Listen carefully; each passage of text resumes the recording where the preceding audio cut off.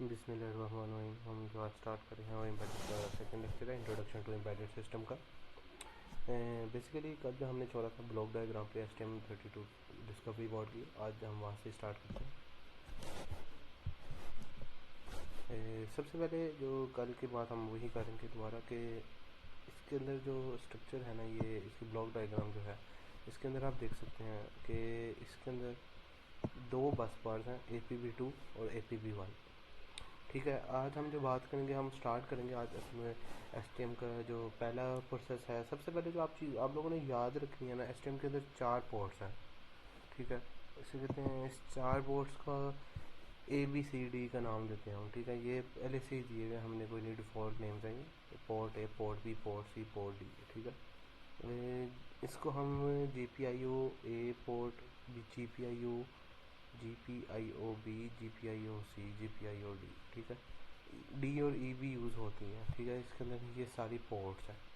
ठीक है, अगर आपने इन पोर्ट्स को एक्टिव कराना है तो सबसे पहले आपको इस बस बार को एक्टिव कराना पड़ेगा। ठीक है, कि STM के अंदर आप जब कोड लिखेंगे ना, सबसे पहले आपको ये डिफ़ाइन करना पड़ेगा। उसके बाद नीचे जाके इसकी क्लॉक इनेबल करानी पड़ेगी, क्योंकि क्लॉक इनेबल कराएंगे तो ये वर्किंग स्टार्ट करेगा। उसके बाद फिर आपने कहना है कि इसको डिफ़ाइन कराना है, कौन सी पोर्ट आपने डिफ़ाइन करनी है। एक और इम्पोर्टेंट बात जिसमें है वो ये है कि हर पोर्ट जो है ना, उसके अंदर पिन्स होती हैं।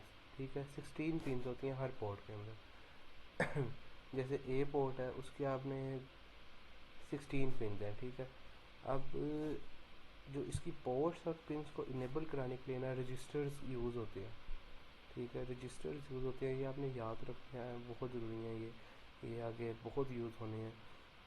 कि आप कोई भी कोड लिख रहे होंगे, आपको पिन्स की ज़रूरत पड़नी है। आपने कोई भी प्रोजेक्ट करना है तो उसके अंदर आपको इसकी ज़रूरत बहुत ज़्यादा है, तो इसलिए ये जो है ना रजिस्टर्स, ये तो आपको STM के लिए बहुत ज़रूरी याद करने पड़ेंगे।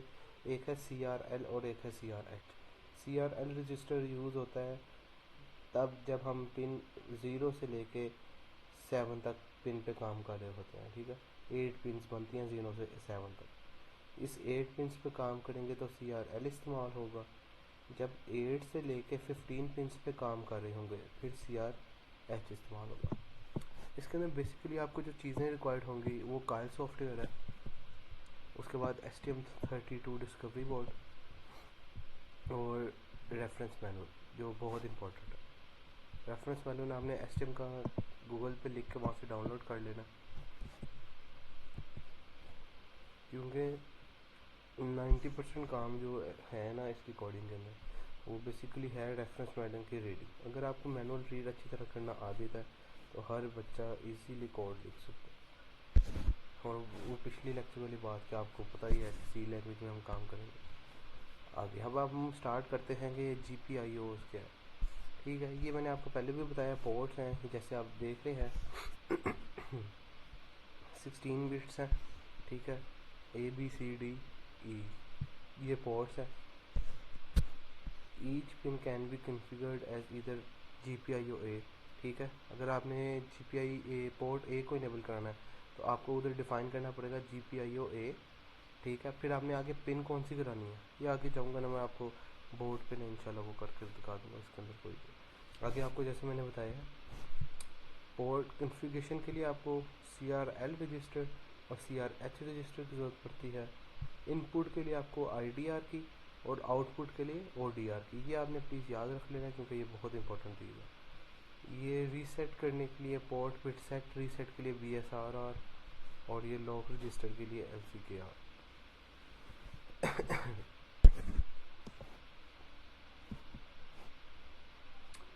रेफरेंस मैनुअल जब आप जाएंगे ना 7.2.1 पे, उधर आपको ये नज़र आ जाए। आपको मैंने बताया CRL के अंदर ये रहा रिवीजन हो जाएगी। CRL के अंदर फर्स्ट 8 पिंस, ठीक है, 0 से 7 पिन, ये आपको STM में नज़र आ जाएंगी। 32 बिट रजिस्टर है ये, 4 बिट्स फॉर ईच पिन। ठीक है, CRL रजिस्टर ये जो है 8 पिन हैं, इसमें भी 8 से लेकर 15 तक 8 से लेकर 15 तक पिन्स होंगी जिसके ऊपर हम वर्क कर सकते हैं। ठीक है, ये भी 32 बिट है। पिन्स इन STM 32। ठीक है, ये आई डी आर इनपुट के लिए, ओ डी आर आउटपुट के लिए। हमें इसको याद रखना है, आई से इनपुट, ओ से output, O D R output, I D R input, ठीक है। आई डी आर जो है ये 16 बिट रजिस्टर है, ठीक है। इसके ऊपर वाली जो होती है ना वो रिजर्व्ड होती है, और जो ओ डी आर है ना ये 32 बिट है। इसके अंदर रीसेट और सेट वाला सीन होता है, वो मैं आगे आपको जाके इंशाल्लाह जैसे जैसे आगे जाते रहेंगे हम बताते रहेंगे। B S R R, I D R ये भी सेम ही है। ये है रेफरेंस पैनल 7.5, ठीक है। अब आपने जो इसके अंदर मेन फोकस है ना वो ये है कि जब आप इसको डिफ़ाइन करेंगे ना, जब आप इसको डिफ़ाइन करेंगे, आप ये देख सकते हैं ये इसका ऑफसेट कोड है। ये मतलब 0x00, 0x04, 0x08, O D are का भी है, हर एक का अलग अलग है, ठीक है। जब हम इसको डिफ़ाइन करेंगे ना तो ये हमें ज़रूरी चाहिए होगा कि ऊपर हैशटैग डिफ़ाइन जब हम करते हैं ना लैंग्वेज, किसी भी लैंग्वेज के अंदर, उसके अंदर हमें है डिफ़ाइन करके आगे उसका कोड बताना होगा कि 0x00 ये है तो CRL हो, क्योंकि उसको कुछ नहीं पता माइक्रो कंट्रोलर को, सब कुछ आपने ही उसको बताना है कि हमने क्या करना है। इसलिए आगे जाएंगे आपको इंशाल्लाह और आइडिया हो जाएगा। उसके बाद ये देखिए मैंने आपको बताया था 16 बिट का मतलब,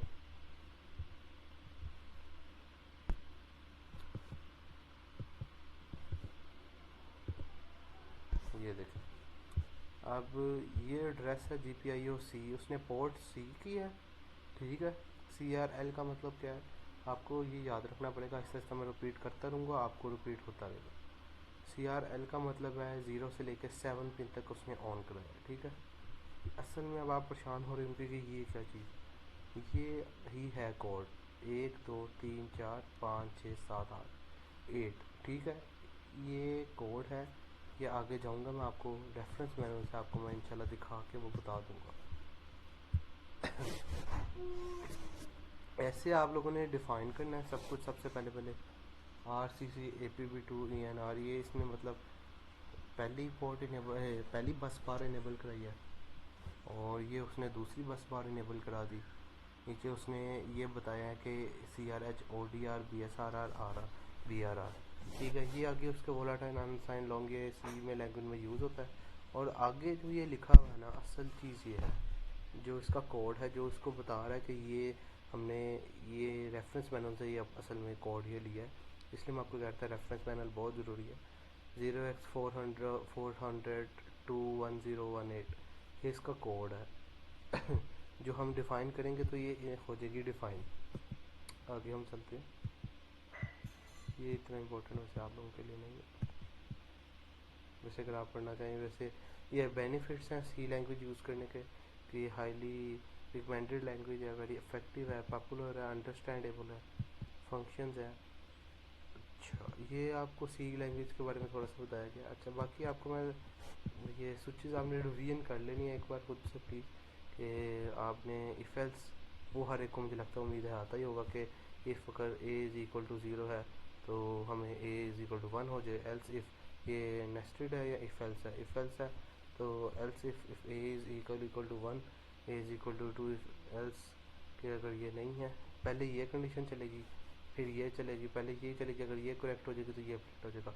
अगर ये देखेगा ये सही नहीं है फिर इस पर आएगा, इसको चेक करेगा, अगर ये इक्वल होगा ये हो जाएगा, अगर ये दोनों सही नहीं होंगे फिर तीसरे पे आएगा। ये आप लोगों ने खुद ही देख लिया। लूप्स इसके अंदर यूज़ वैसे हैं इतने ज़्यादा नहीं है वैसे। काइल जो हमने यूज़ करना है असल में ये 3 सॉफ्टवेयर है, काइल, आर्म और काइल आर्म, ठीक है। वेरिएबल्स